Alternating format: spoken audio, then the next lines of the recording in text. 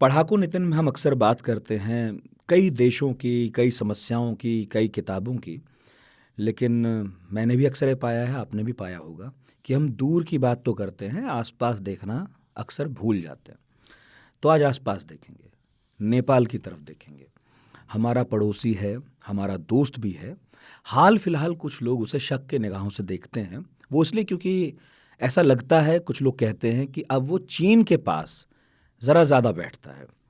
और अब जब नेपाल में सत्ता परिवर्तन हुआ है तो ये कयास ज़्यादा लगने लगे हैं, ये चिंताएं भी उभरी हैं कि प्रचंड का ऊंट किस करवट बैठेगा, भारत की या चीन की। हालांकि प्रचंड का या नेपाल सरकार का अपना कहना है कि वो ना प्रो चाइना है ना प्रो इंडिया है, वो प्रो नेपाल है, जो किसी भी अच्छी सरकार को होना चाहिए। तो हमने सोचा आज नेपाल पर बात करते हैं।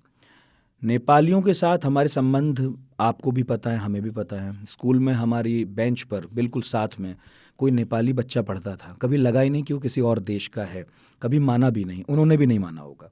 नेपाल भारत का और भारत नेपाल का, ऐसा मान लीजिए दूसरा घर है, आंगन है, अहाता है। तो आज नेपाल के इतिहास पर, उसकी राजशाही पर, उसके खात्मे पर, फिर लोकतंत्र आया और आजकल जो कुछ चल रहा है, सब पर बात करने के लिए मेरे साथ पढ़ाकू नितिन में मौजूद हैं प्रोफेसर एस.डी. मुनि। सर बहुत बहुत स्वागत है आपका। नमस्कार। और प्रोफेसर साहब जो हैं इस वक्त एमिरेटस जेएनयू हैं और वो इंटरनेशनल रिलेशंस और साउथ एशियन स्टडीज़ पढ़ाते हैं। इनफैक्ट 40 सालों से पढ़ाते हैं और यदि आप आज तक रेडियो लगातार सुनते हो तो उन्हें बहुत बार सुना होगा।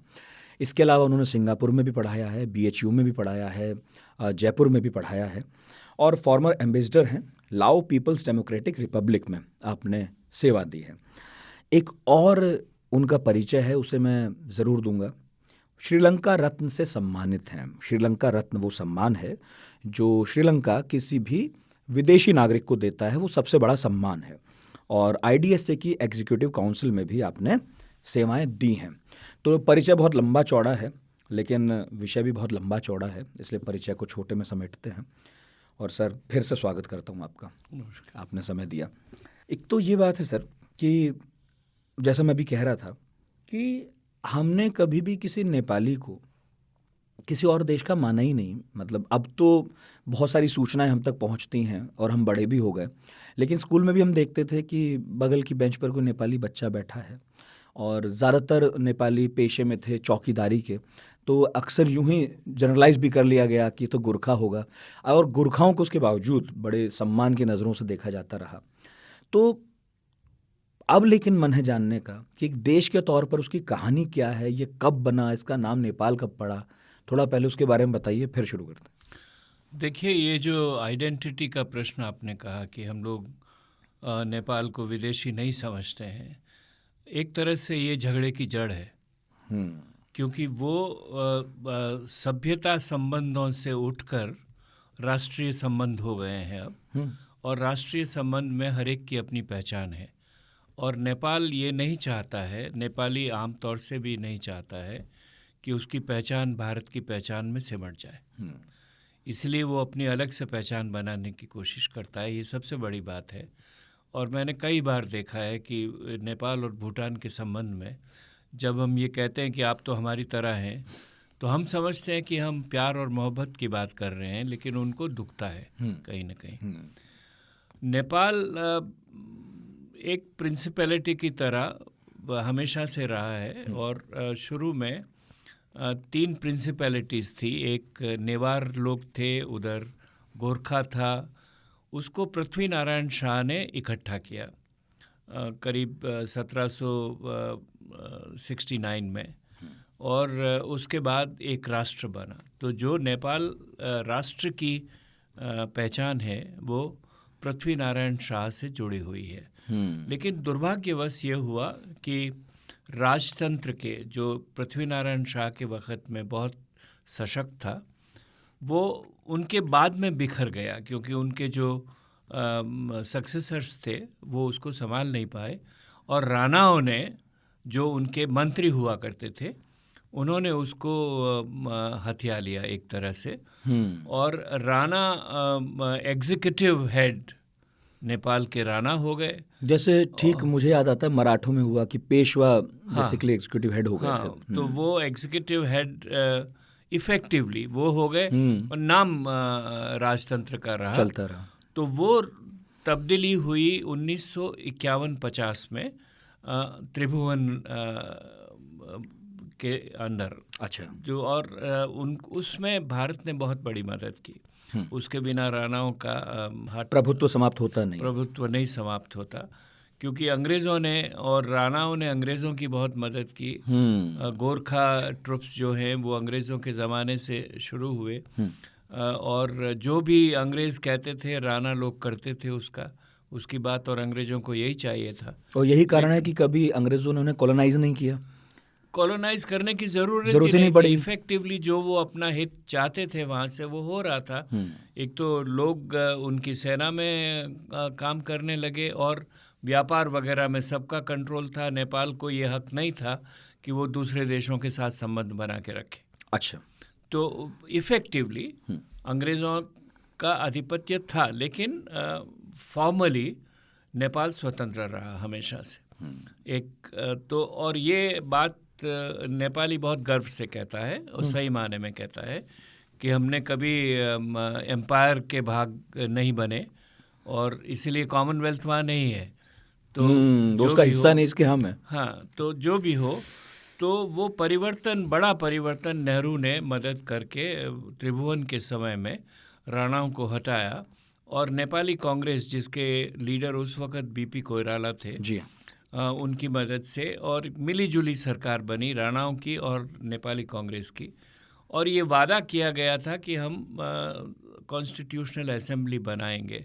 अनफॉर्चुनेटली जो त्रिभुवन के सक्सेसर महेंद्र थे, उनका इसमें कोई इंटरेस्ट नहीं था, और इसीलिए भारत सरकार ने भी अपने वादे से अलग हो गई वो। तो आखिर में 1959-60 में राजतंत्र के ही अंतर्गत पहली इलेक्टेड पार्लियामेंट बनी, जिसमें बीपी कोइराला प्रधानमंत्री थे। 1.5 साल में राजा ने उनको हटा दिया, और राजतंत्र वापस आ गया, जिसको उन्होंने पंचायत के नाम से शुरू किया। जी जी जी। और वो पंचायत का अंत हुआ है करीब 1990 में। पंचायत के वक्त में उन्होंने कहा पॉलिटिकल पार्टीज काम नहीं करेंगी, तो पॉलिटिकल पार्टीज को बैन कर दिया गया। अच्छा, मतलब आप खुद खड़े हो सकते हैं, लेकिन किसी पॉलिटिकल पार्टी के नाम पर कोई संगठन नहीं काम करेगा। आप पंचायत में मेंबर बनिए, और पंचायत सिस्टम ऊपर राष्ट्रीय पंचायत और गांव की पंचायत, और इस तरह से। मुझे इससे जियाउल हक वाला टाइम याद आ गया, उन्होंने भी चुनाव में ऐसा ही कुछ किया था अपने समय। लेकिन ये जियाउल हक से पहले हुआ, ये पहले हुए। हाँ, वो तो बाद में एक तरह से कंट्रोल्ड डेमोक्रेसी जिसको कह सकते हैं, अंडर मोनार्की नेपाल में रहा।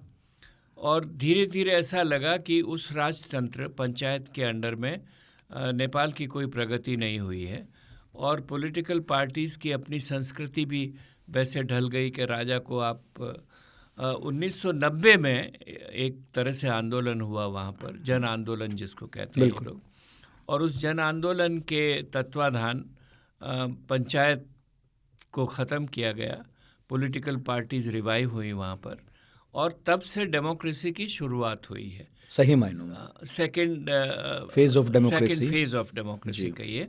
लेकिन उसमें भी राजा का कंट्रोल कुछ माने में काफ़ी था, जिसमें ख़ास तौर से पॉलिटिकल पार्टीज़ को कहीं न कहीं जब चाहते वो किसी प्रधानमंत्री को हटा देते। अच्छा। और इतनी ताकत थी उनके पास अभी भी कि चुनी हुई सरकारों को प्रभावित कर सकते थे। जी। अच्छा। 2001-2 में एक और बड़ा परिवर्तन हुआ, जिसमें जो राजा वीरेंद्र थे, जी हाँ, वो परिवार समेत उनकी हत्या हो गई, अपने बेटे ने। और नेपाल के इतिहास में कोट मैसेकर, जिसको लेके राणा लोग भी सत्ता में आए थे, पुराने राजा को मार के उनको करके, उस तरह का एक दोहराव हुआ जिसमें वीरेंद्र और उनका सारा परिवार समाप्त हो गया, और तभी उनका भाई ज्ञानेंद्र वो राजा बने।